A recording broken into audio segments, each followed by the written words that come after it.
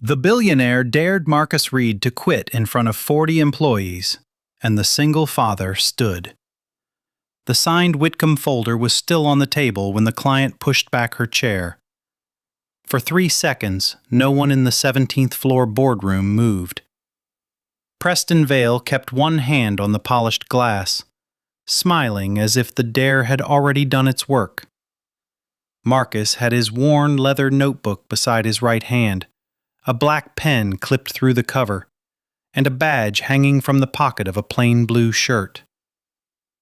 "You care that much about your integrity lecture?" Preston said. "Walk out." Marcus looked once at the folder. Across the table, Eleanor Whitcomb closed her hand over its edge. The company's most important client had not added the final countersignature.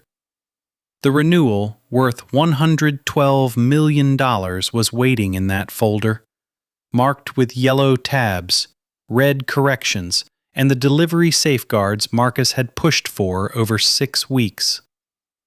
Marcus removed his badge and set it beside the notebook. The room went still.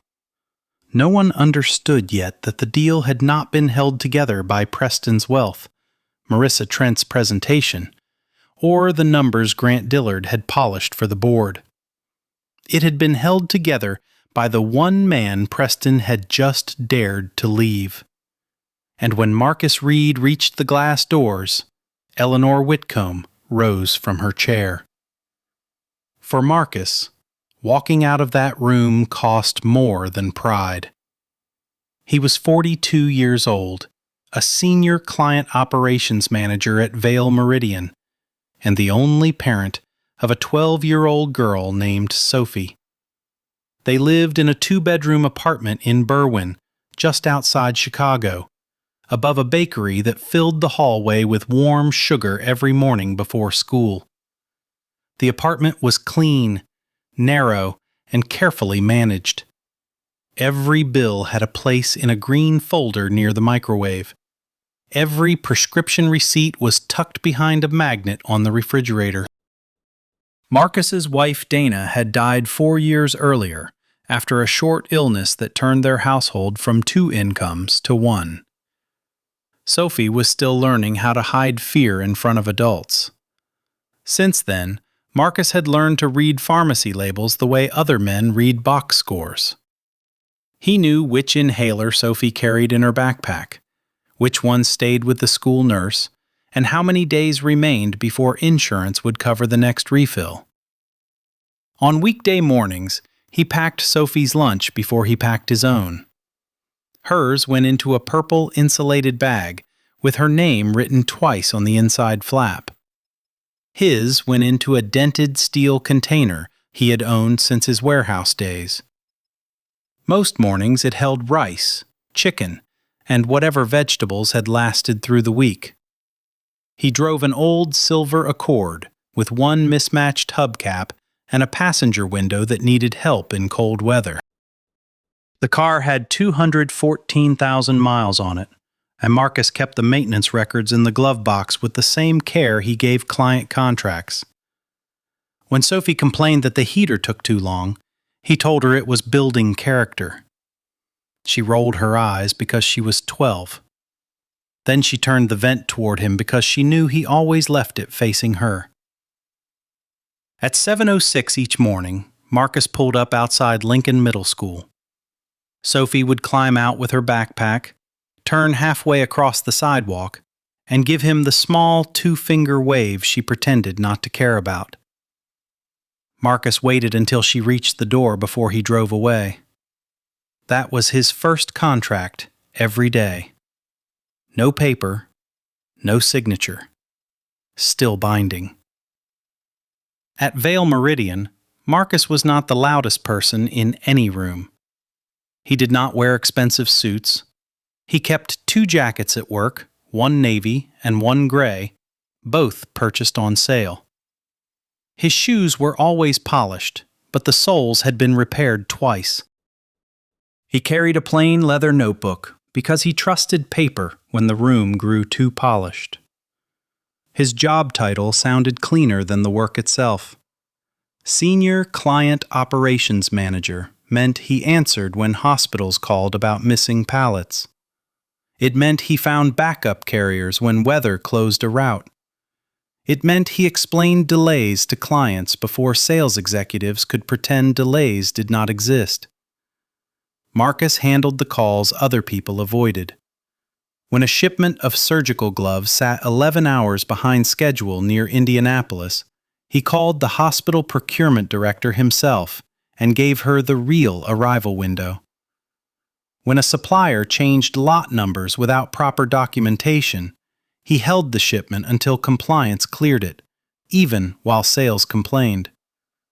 When a billing error gave Vail Meridian an advantage, he corrected it before the client found it. His private rule was simple: never promise a client what the company could not deliver. That rule had cost him friends inside the building. It had also saved the company more than once. He checked every contract number twice before he signed off. He checked carrier codes against routing sheets, then checked the routing sheets against the service commitment. If a page said 48 hours and the route needed 72, Marcus circled the line and wrote the truth in block letters. People joked about the notebook. They called it Marcus's little courtroom. They asked whether he was preparing for trial every time a truck ran late. Marcus never answered those jokes. He would look down at the page, make the correction, and send the message to the person responsible. His coworkers knew he had a daughter, because a faded photo of Sophie sat beside his monitor. In the picture, she was 8, missing one front tooth, holding a science fair ribbon almost as wide as her face. They knew he left by 5:40 unless there was a client emergency. They knew he never joined the Thursday drinks across the river. Some respected him for it. Others treated it like proof that he did not belong near decisions that mattered. The monthly rent was due on the 1st. Sophie's asthma medication came due when it came due, with no regard for anything else. School field trips, shoes, groceries, car repairs, dental co-pays, and the electric bill lined themselves along Marcus's calendar with no sympathy for office politics. That was why Preston Vale's dare landed so hard. Marcus did need the job. He needed the paycheck, the health insurance, and the routine that let Sophie believe their life was steady. But needing a job was not the same as surrendering judgment. Marcus had learned that difference the year Dana died. During those months, neighbors brought food, coworkers sent cards, and people told him to ask for help. Yet at 2 o'clock in the morning, when Sophie coughed from the next room and the medical bill sat open on the table, no one else could decide what kind of man she would see in him. So he made quiet rules. Pay what could be paid. Tell the truth before it grew teeth. Do not let panic write your character. At Vail Meridian, those rules made him useful. They also made him inconvenient. Vail Meridian occupied 6 floors of a glass building near the Chicago River. The lobby had a black stone wall, silver letters, and a security desk where visitors received badges printed with their names in blue ink. Screens behind reception played company videos showing warehouses, trucks, smiling nurses, and the phrase, "precision at scale." The phrase belonged to Preston Vale. Preston had built Vail Meridian from a regional freight brokerage into a national logistics and procurement company in less than 18 years. Business magazines described him as self-made, relentless, and disciplined. Employees chose their words more carefully. They said he had high standards when microphones were nearby. In the break room, when the door was closed, they said he liked fear because fear made people move fast. He was 57, broad-shouldered, silver-haired, and wealthy enough to make ordinary disagreement feel risky. His name was on the building lease, the company's charitable foundation, and half the framed awards in the executive hallway. He wore dark suits that looked simple until someone noticed the stitching at the cuffs. Preston held staff meetings every Tuesday at 9 o'clock. He called them alignment meetings. Everyone else knew they were loyalty tests. If Preston liked a report, he praised the person who brought it. If he disliked a number, he asked who had allowed it into the room. He did not raise his voice often. He did not need to. Silence after one of his questions could damage a career faster than shouting. His inner circle understood how to survive him. Grant Dillard, the chief financial officer, spoke in clean margins and optimistic projections. He had narrow glasses, a careful smile, and a habit of holding a pen without writing.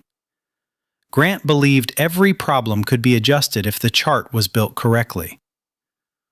Paula Klein, the HR director, had a soft voice and a hard filing system. She knew which complaints had to be investigated and which could be described as communication issues. Her office smelled faintly of peppermint, and employees left it wondering whether they had been heard or recorded. Marissa Trent, the sales vice president, moved through the building like a person entering a room that was already applauding. She was 39, polished, quick with names when the names mattered, and skilled at turning other people's difficult work into her own presentation language. Preston liked her because clients liked her first impression. Marcus had saved Marissa more than once. 2 years earlier, when a temperature-controlled shipment for Whitcomb Medical Supply was delayed outside St. Louis, Marissa promised Eleanor Whitcomb a corrected arrival time she had not verified. Marcus spent 6 hours on the phone with the backup carrier, the warehouse supervisor, and a hospital receiving dock in Peoria. He fixed the route. Marissa sent the client update. 6 months later, when Whitcomb's invoices showed duplicate handling charges, Grant suggested waiting until the quarterly review because the amount was not material to Vail Meridian's report.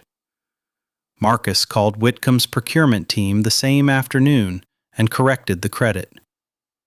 Marissa later called it a relationship-strengthening gesture in a slide deck.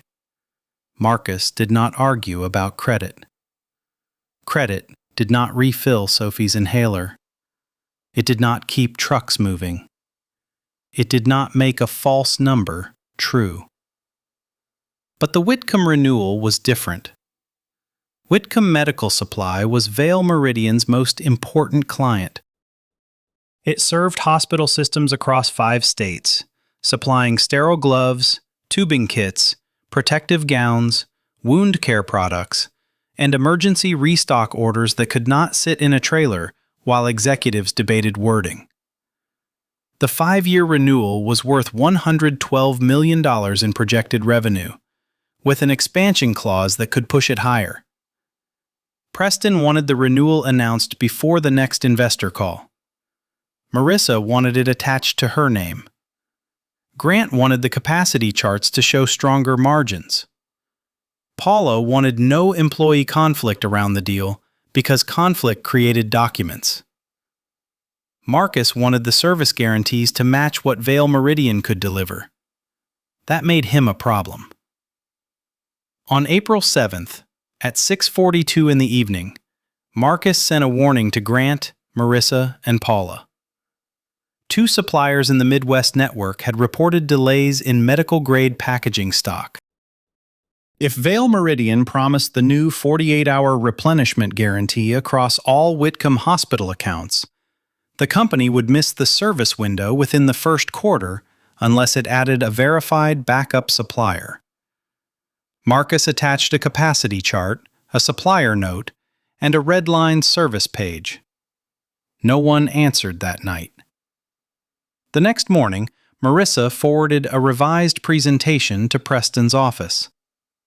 Marcus was left off the meeting invite. In the new chart, the supplier delay had become temporary compression. The 48-hour guarantee stayed in place. The backup supplier line disappeared. At 7:18 a.m., Marcus sent one more message. He kept it short because short warnings were harder to bury. The current draft promises capacity we have not secured. I cannot recommend signature without the attached safeguard language. He copied Grant. He copied Marissa. He copied Paula. He copied the shared Whitcomb account file. At 8:03, Grant edited the capacity chart. At 8:11, Marissa replied to Preston that operations had reviewed and aligned. At 8:26, Paula opened Marcus's message and saved it to a folder marked Personnel Context. Marcus did not know that last part yet. By then, he was in the elevator holding his notebook, his dented lunch container, and the marked-up Whitcomb folder Eleanor had asked him to bring. Eleanor Whitcomb was not easily impressed. She was 61, president of Whitcomb Medical Supply, and the third generation of her family to run the company. She had gray hair cut just below her chin, a direct voice, and a way of listening that made careless people nervous. Her company had survived because hospitals trusted it when shelves were thin and storms closed highways. She had known Marcus for 5 years. Their relationship had been built through delays, corrections, late calls, and numbers that proved true after the call ended. Eleanor did not care who looked good in a presentation. She cared who called before the problem reached a hospital loading dock. Marcus had done that. Again and again. That morning, Eleanor arrived at Vale Meridian with her legal counsel and procurement director. She was prepared to sign the renewal if the final safeguards remained in place. She had spoken to Marcus the evening before. He told her the agreement was close, but only if the backup capacity language stayed. "Will your leadership keep it?" she had asked. "They should," Marcus said. "That is not what I asked." Marcus looked down at the marked copy on his kitchen table while Sophie worked on math homework beside him. "I cannot promise what someone else will remove," he said. "I can promise I will not tell you it is safe if it is not." That answer mattered more to Eleanor than he realized. The 17th floor boardroom was designed to make people feel small. Its windows looked over the river. The table seated 22, though Preston often filled the wall with standing managers so more people could hear what happened to whoever displeased him. On that Tuesday, 40 employees gathered in and around the room. Operations managers stood near the glass wall. Sales directors lined the back. Finance staff sat with tablets open. The signed Whitcomb folder rested near the center of the table, thick with exhibits, delivery schedules, pricing pages, and service language. Marcus's notebook sat beside it, open to a page covered in clean handwriting. Preston entered at 9:02 and did not apologize for being 2 minutes late. Marissa stood near the screen with a remote in one hand. Grant sat to Preston's right. Paula took the chair nearest the door, where she could watch faces as easily as slides. Eleanor Whitcomb sat opposite Preston. Her legal counsel, Daniel Sue, sat beside her with a silver pen laid perfectly parallel to the folder. He had not uncapped it. Preston opened with praise. "Today is what disciplined growth looks like," he said. "Whitcomb has been a cornerstone relationship, and Marissa has led this renewal with the kind of executive ownership we expect." A few people clapped. Marissa lowered her eyes with practiced modesty. Marcus stood along the side wall. No one had offered him a seat. He did not ask for one. Marissa moved through the slides: revenue projections, network expansion, client confidence, strategic partnership. She used phrases Marcus recognized from his own client memos, stripped of their warnings and sharpened into selling points. Then she reached the service guarantee page. Marcus saw the missing line at once. The backup supplier safeguard had been removed again. He waited until Marissa paused. He did not interrupt her sentence. He raised one hand slightly. Preston looked over. "Yes, Marcus? Is operations worried about a comma?" A few people laughed because laughing was safer than silence. Marcus stepped toward the table and placed his marked-up delivery schedule beside the signed folder. "The service page on the screen does not match the safeguarded draft Whitcomb reviewed," he said. "The 48-hour guarantee needs the backup capacity clause. Without it, we are promising coverage we have not secured." Marissa's face tightened. "That issue was resolved," she said. "It was renamed," Marcus said. "It was not resolved." The room changed temperature. Preston leaned back, smiling now in the way people smiled when they had chosen a target. "Marcus," he said, "do you understand the size of this deal?" "Yes." "Do you understand that executives in this room have spent months earning the client's confidence?" Marcus glanced at Eleanor, then back to Preston. "Yes." "And yet you want to slow a $112 million renewal because your little notebook tells you to be afraid of big numbers." No one looked at Sophie's photo on Marcus's desk downstairs. No one saw the green folder beside his microwave. But Preston knew enough to choose his words. "A single father with rent, medical bills, whatever your situation is," Preston said, waving one hand as if ordinary obligations were clutter, "should be grateful to sit near a deal this size." Marcus did not move. A woman from procurement lowered her eyes. One of the operations supervisors pressed his thumb against the edge of his tablet and stopped scrolling. Eleanor Whitcomb looked at the folder. Her counsel watched Marcus's face. Preston stood. "Let me be clear," he said. "This company does not run on fear. It runs on growth. If your integrity lecture matters more to you than being employed here, walk out." The sentence hung above the table. Marissa looked at the screen. Grant looked down at his pen. Paula's gaze moved to Marcus's badge. Marcus closed his notebook. He did not speak at first. He ran one hand over the worn cover, the way he sometimes did when Sophie asked a hard question and he wanted to answer carefully. Then he unclipped his badge. The plastic made a small sound when it touched the glass table. He placed it beside the notebook, square with the table edge. Then he turned the marked-up delivery schedule so the red line faced Eleanor. "The client was promised honesty," Marcus said, "not theater." Preston's smile sharpened.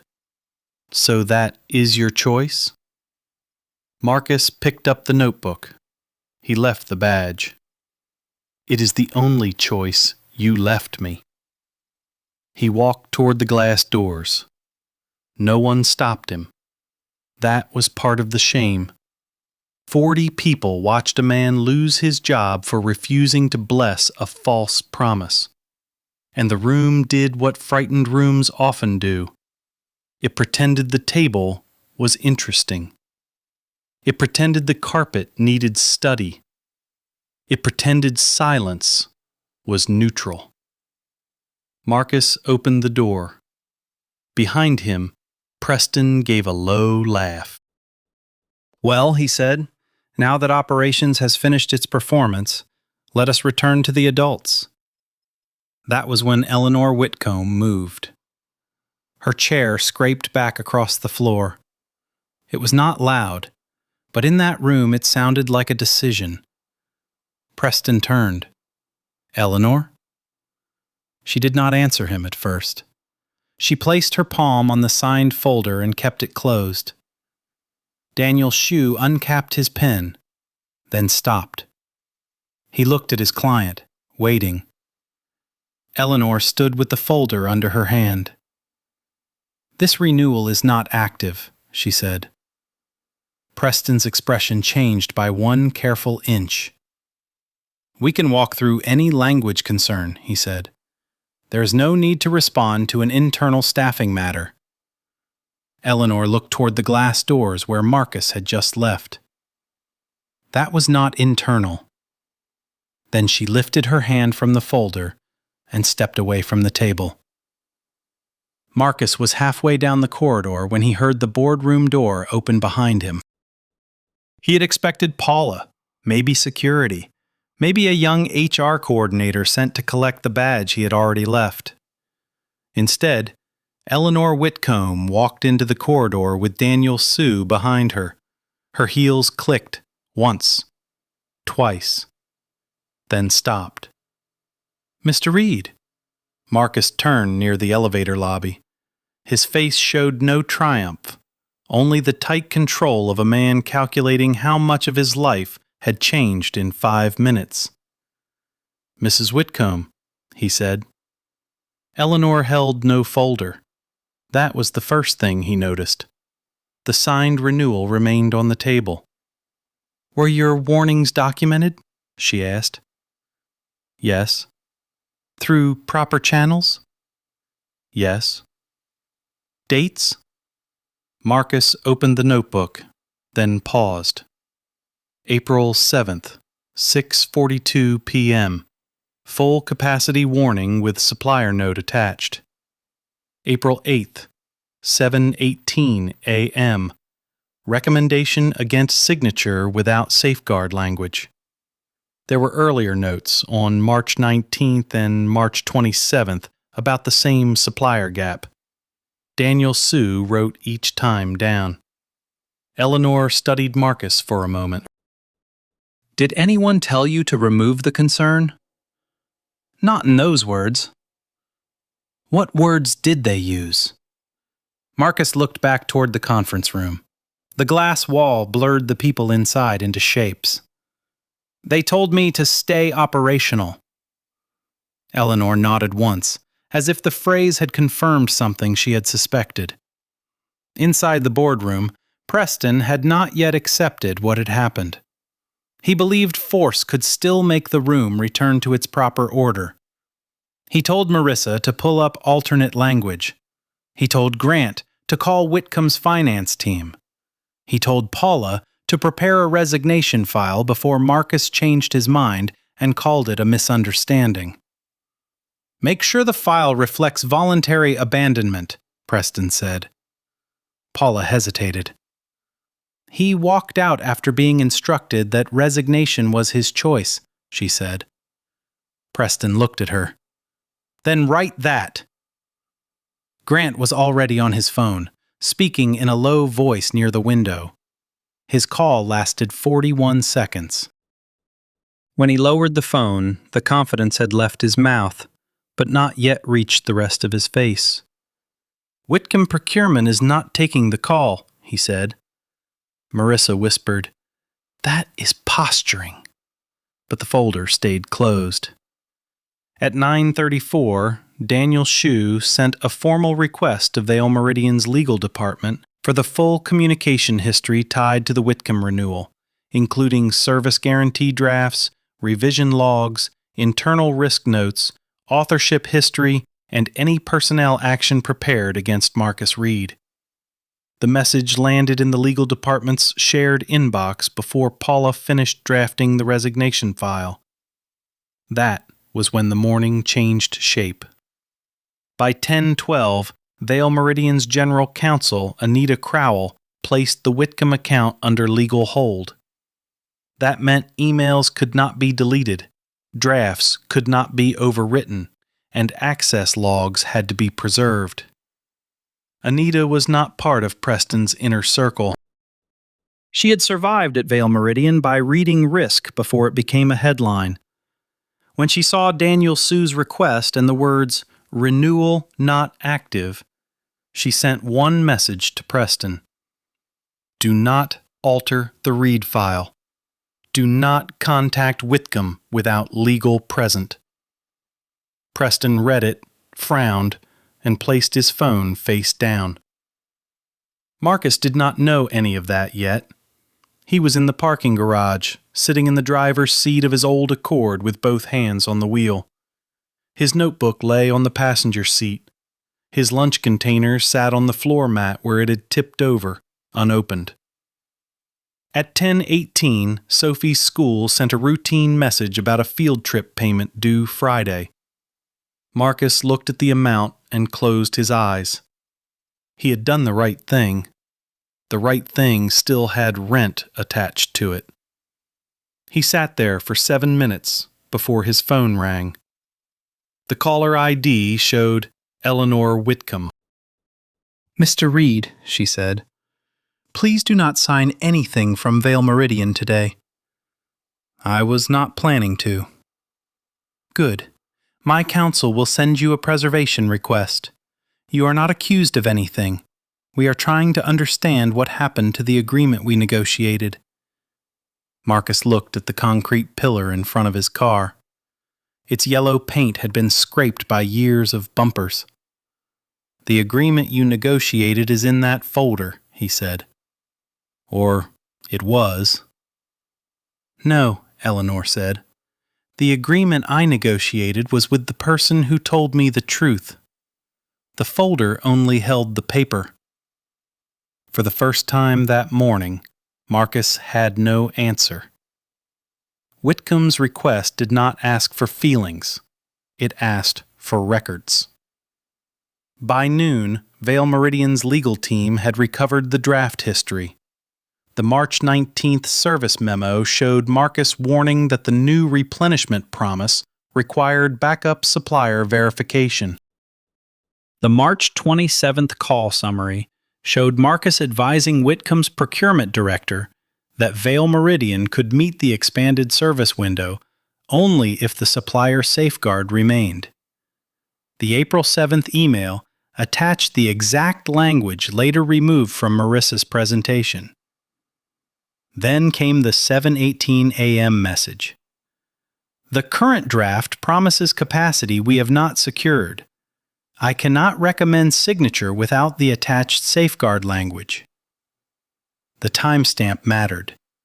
It showed Marcus had raised the issue before the staff meeting, before Preston's dare, and before anyone could claim he had invented the concern after being humiliated. The access logs mattered more. At 8:03, Grant Dillard opened Marcus's capacity chart. At 8:06, he removed the red supplier warning box. At 8:07, he changed the note requiring backup verification to a sentence about expected network readiness. At 8:11, Marissa Trent sent Preston the revised presentation with the message, "Operations reviewed and aligned." Marcus's name did not appear in her note. The deeper the lawyers read, the less the incident looked like a single harsh meeting. It looked like a pattern with a witness list. Whitcomb's procurement team sent its own records. 3 incidents came back first. The first was the warehouse outage near St. Louis. A storm had knocked out power at a third-party facility holding medical supply pallets headed for 3 hospitals. Marissa's client update had promised recovery by morning. Marcus's call log showed he had spent 6 hours arranging a split route through Peoria, Springfield, and Rockford. He had also told Whitcomb the first estimate was wrong before Vale Meridian had a polished explanation. The second was the billing error. Vale Meridian had overcharged Whitcomb for duplicate handling across 19 purchase orders. The amount was large enough to matter to Whitcomb and small enough that Grant had described it internally as immaterial. Marcus had flagged it, calculated the credit, and called Whitcomb before the monthly review. The third was the emergency flu season surge. Whitcomb needed accelerated replenishment for 5 hospital systems. Sales had promised full coverage. Marcus had refused to confirm until he verified carrier capacity. The internal note from Marissa said Marcus is slowing client enthusiasm. The external note to Whitcomb, sent by Marcus, said Vale Meridian could cover 4 systems immediately and the 5th within 72 hours if Whitcomb approved the alternate route. Whitcomb had approved the alternate route. The shipments arrived. Eleanor remembered that call. She remembered Marcus saying, "I would rather give you a narrower promise that holds than a wider promise that breaks at a hospital door." That sentence had done more to preserve the relationship than any sales deck. At 1:45, Anita Crowell called Paula Klein into her office. The HR director arrived with a folder held against her chest. "Tell me about the resignation file," Anita said. Paula sat carefully.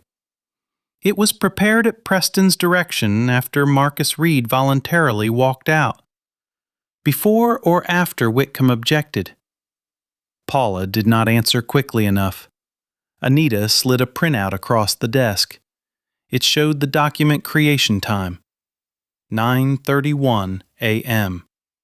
It also showed Daniel Sue's request at 9:34. It showed Preston's message to Paula before either. "Prepare abandonment language. Keep it clean." Anita tapped the page once. "Do not touch this file again."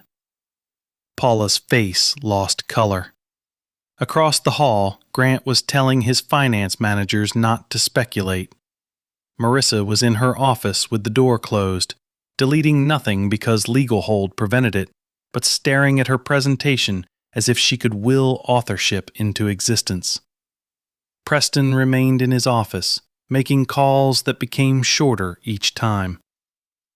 At 2:22, Eleanor Whitcomb's legal counsel sent a second request. He wanted authorship history on all renewal language related to service guarantees, escalation procedures, and supplier safeguards. That request led to Marcus's memos. They were not dramatic documents. No speech, no accusation, no anger. They were plain operational notes, written by a man who knew which promises would break under weight. One memo from February 12th explained why Whitcomb needed a written exception process when hospital demand spiked. Marissa's slide from March 3rd used the same paragraph, with 4 adjectives added and Marcus's name removed. A March 6th note from Marcus proposed weekly capacity reviews during the first 2 quarters of the renewal. Grant's financial appendix used the structure but removed the warning that staffing would need adjustment. A March 28th email from Marcus said the backup supplier clause protected both companies because it made the promise measurable. Marissa later called the same clause a relationship confidence mechanism in a meeting summary to Preston. The words had been polished upward. The risk had been pushed downward. The person who understood the work had been kept near the wall. The records did not stop with Marcus. 2 other employees appeared in the chain. One was Lena Ortiz, a routing supervisor who had warned that weekend staffing could not support the proposed expansion. Her performance review later said she struggled with strategic optimism. Another was Jamal Price, a procurement analyst who had questioned supplier certification timing. His transfer request had been delayed after Grant described him as not commercially mature. Both had stopped raising concerns in writing. That was how a culture trained itself. Not with one order, with examples. By late afternoon, Anita Kroll sent a privileged summary to Vail Meridian's advisory board. The message did not flatter anyone.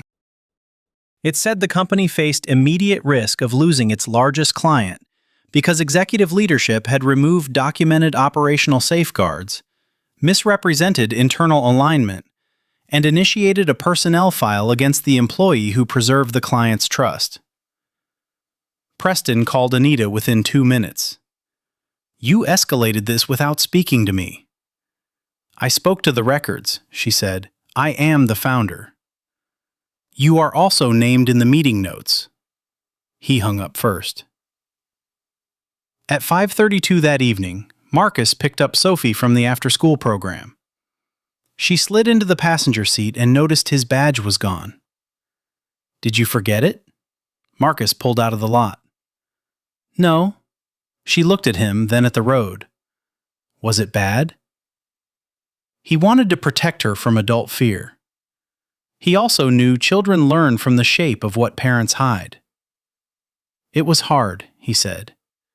"I told the truth at work, and someone with more power did not like it." "Are you fired?" The word sounded too large in her voice. "I do not know what they will call it." Sophie held her backpack straps with both hands. "Did you do something wrong?" Marcus stopped at a red light. The old Accord trembled lightly beneath them. "No," he said, "but doing the right thing can still make trouble." She looked out the window at a bus pulling away from the curb. "Mom would have said you used your serious voice." Marcus smiled a little. She would have been right. That night, the green bill folder stayed on the kitchen table longer than usual. Marcus made pasta. Sophie did her homework. His phone buzzed with emails from legal counsel, a preservation request, and one message from Lena Ortiz. "I heard what happened. You were right about Whitcomb. Some of us should have said that in the room." Marcus read it twice. Then he set the phone face down. The next morning, the company summoned everyone back. The reconvened meeting was scheduled for 10 o'clock in the same 17th floor boardroom. This time, the room held fewer employees and more lawyers. Preston sat at the head of the table, jaw tight, a tablet placed squarely in front of him. Grant sat 2 seats away from him instead of at his right hand. Marissa had a folder, but did not open it.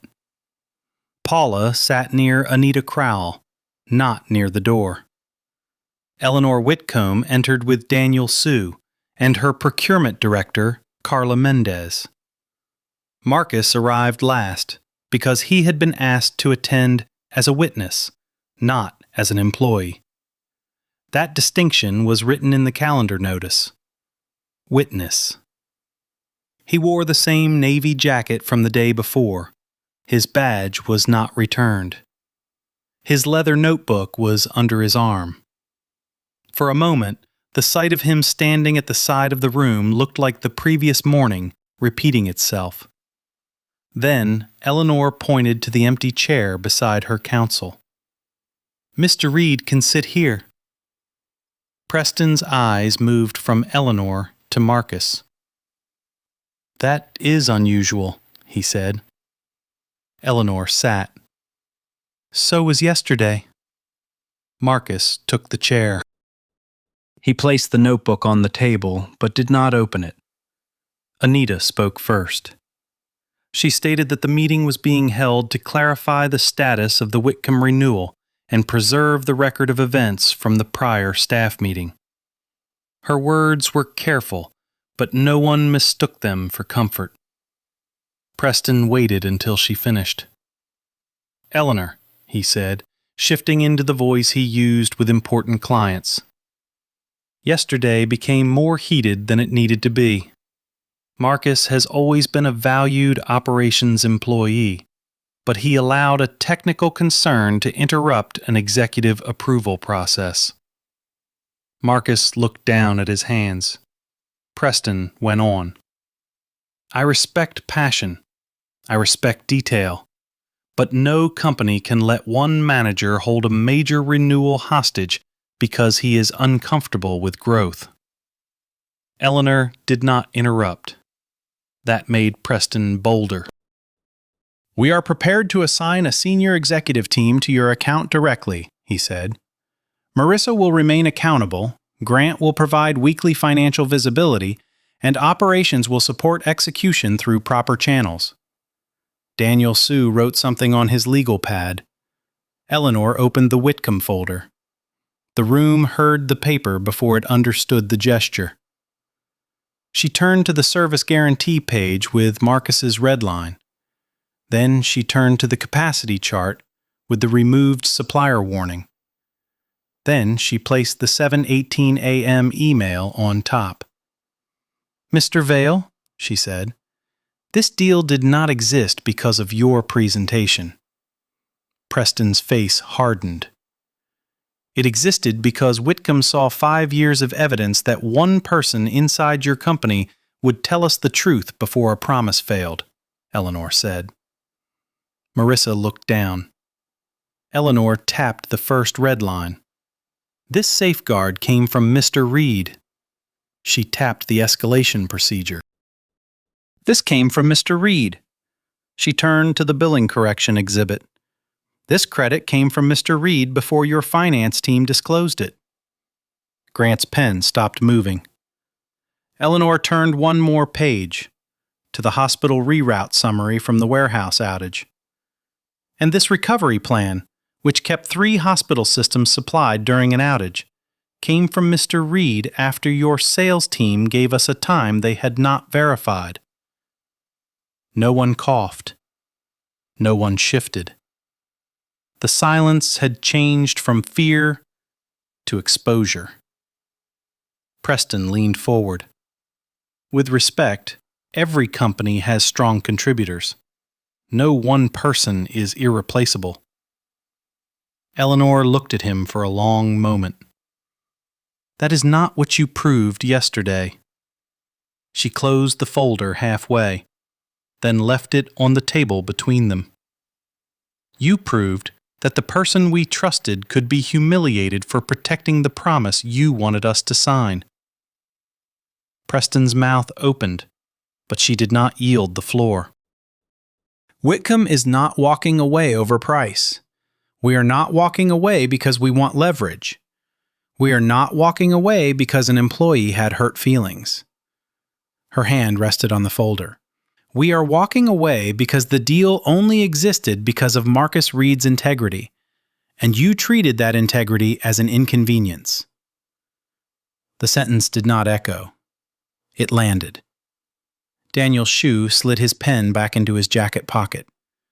The final counter-signature line remained blank. Preston stared at the folder. For the first time in the meeting, he looked less like a man deciding what would happen and more like a man reading what had already happened. You are making a mistake, he said. Eleanor stood. No, she said. I am refusing to make yours. She left the signed folder on the table. Then she turned to Marcus. Mr. Reed, thank you for telling us what your company would not. Marcus stood because she had stood. I wish it had gone differently, he said. So do I. She walked toward the door. Daniel Sue followed. Carla Mendez paused long enough to look at Marcus. You saved us from signing a promise that would have failed in our hospitals, she said. Then she left too. The door closed with a soft click. No one spoke for several seconds. The room had learned the answer. Marcus had not been the obstacle to the deal. He had been the reason it survived as long as it did. Accountability came through records, not speeches. By 2 o'clock that afternoon, Vale Meridian's advisory board appointed an outside review firm to examine the Whitcomb renewal, executive reporting practices, and any retaliation connected to operational risk warnings. The decision was governance triage. Losing Whitcomb exposed more than a revenue hole. It exposed a leadership habit investors could not ignore.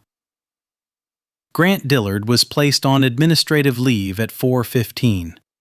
The notice cited pending review of altered capacity projections, removal of supplier risk language, and misrepresentation of operational alignment. Grant left through the side elevator, carrying a laptop bag and no coat, his face set in the blank expression of a man who had spent years adjusting numbers and now found himself inside one.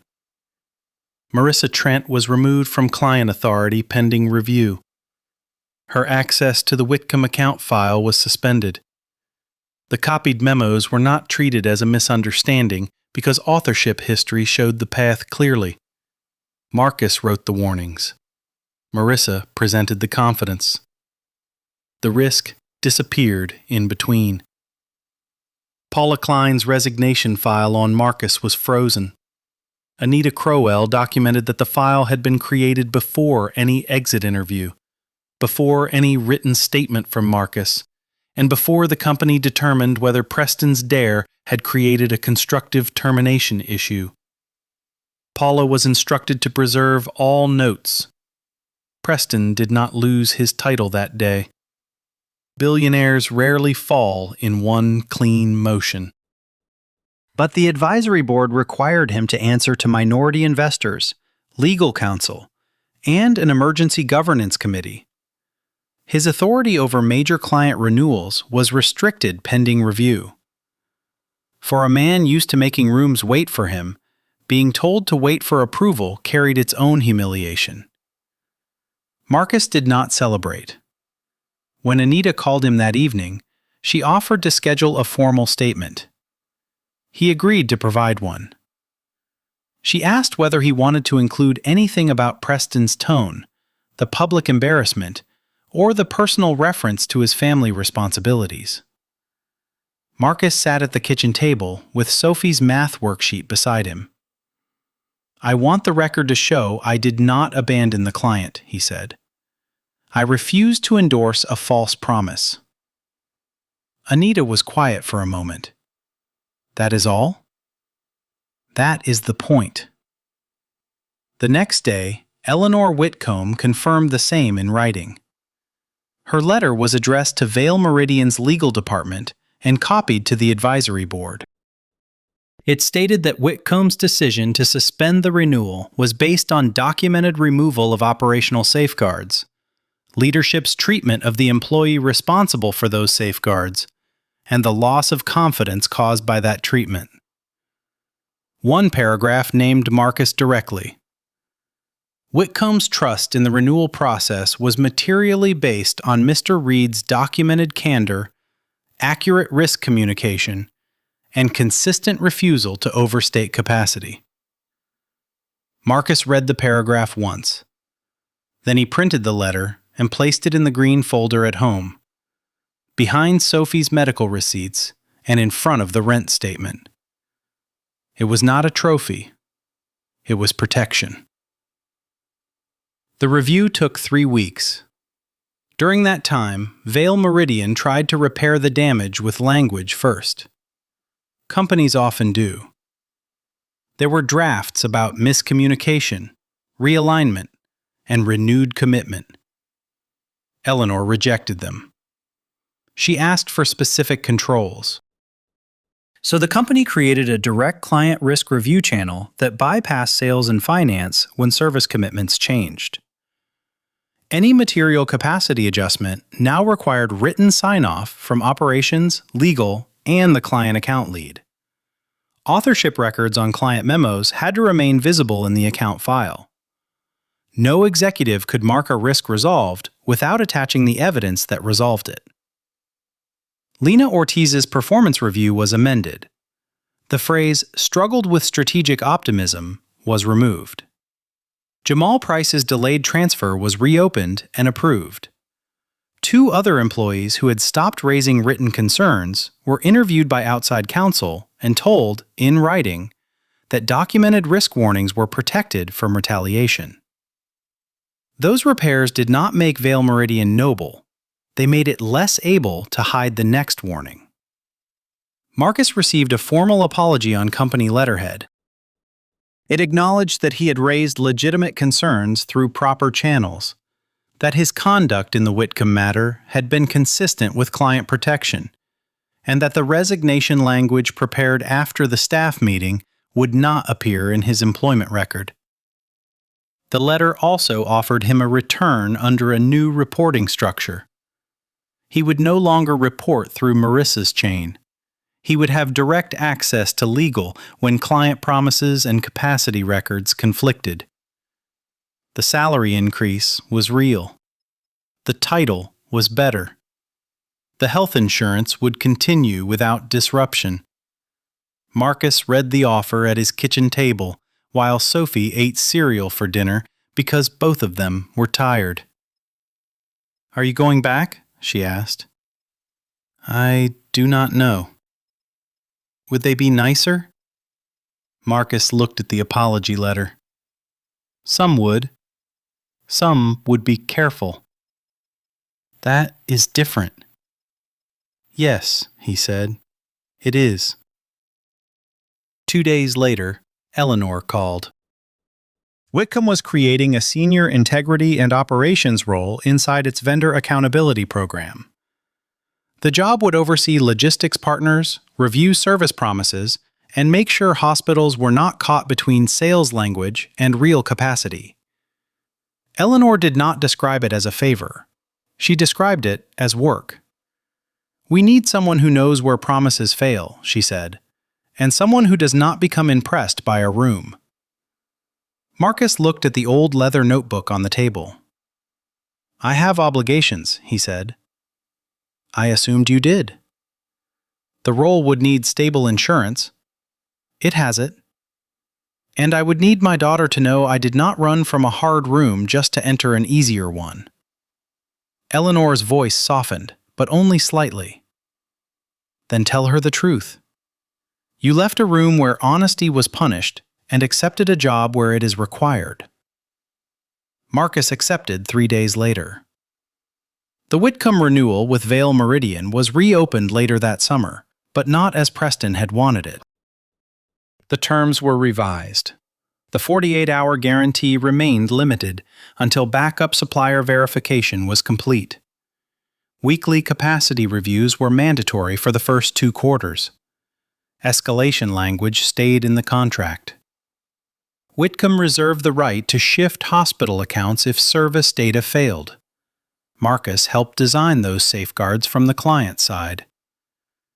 Preston signed the revised agreement under advisory board oversight. Marissa did not present it. Grant was no longer with the company. Paula remained, but every personnel action tied to risk reporting now required legal review. The signed folder returned to the 17th floor boardroom one more time. This time, it did not sit beside Marcus's abandoned badge. It sat beside a written record showing who had authored the safeguards and why they existed. That mattered. On Marcus's last day connected to Vale Meridian, he went to the office after hours to collect the few items left at his desk. Sophie came with him because the new job would take him downtown the following Monday, and she wanted to see the building where the story had happened. The office was mostly empty. The lights hummed overhead. Marcus opened the bottom drawer and removed a phone charger, a spare tie, and the framed science fair photo with Sophie's missing tooth smile. She looked at the desk. "This is where you worked?" "For a long time." "Did people know you were good at it?" Marcus placed the photo in a small box. "Some did." "Did the mean guy know?" Marcus thought about Preston in the boardroom, smiling as he dared a man with bills to walk away from a paycheck.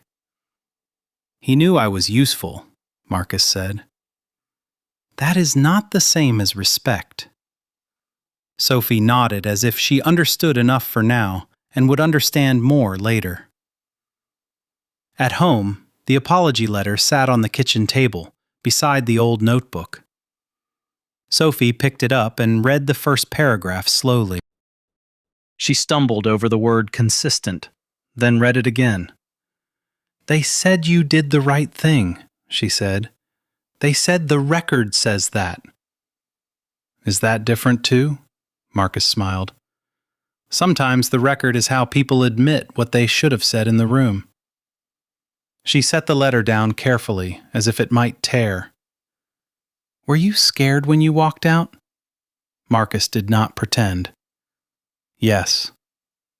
But you still did it. Yes. Because of the hospitals? Because of the hospitals. Because of the truth. Because if I stayed and signed off, I would have been teaching you that silence is the price of keeping a paycheck. Sophie looked at the notebook, then at him. I do not want you to lose paychecks. Neither do I. But I do not want you to be that kind of silent. Marcus reached across the table and squeezed her hand. That was the part no board review could measure. Months later, at Whitcomb, Marcus sat in a different conference room with vendor reports spread in front of him. The room was smaller. The chairs were less expensive. The work was clearer. When a supplier promised a delivery window that its own staffing numbers could not support, Marcus circled the line and asked for proof. No one laughed. The old notebook went with him. Its cover grew more worn. The pages filled with route codes, hospital names, call times, and questions that made promises stronger by making them honest. Eleanor sometimes saw it on the table and said nothing. She did not need to. The notebook had already spoken where it mattered. The signed folder from that Chicago boardroom never proved Marcus Reed was rich.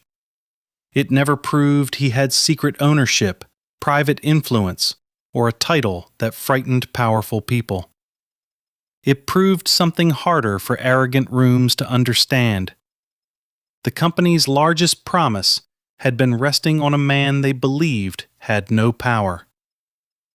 Preston Vale thought he was daring a single father to choose between dignity and survival. Eleanor Whitcomb understood that Marcus had been choosing both for years. Every time he refused to make a promise that would fail someone else. A person's worth is not measured by how quietly he sits in a room, what badge hangs from his pocket, or how badly he needs the job in front of him. The real test comes when telling the truth has a cost and the room is waiting to see who will pay it. For more stories about dignity, respect, and the truth that waits beneath appearances, stay with Quiet Justice Stories.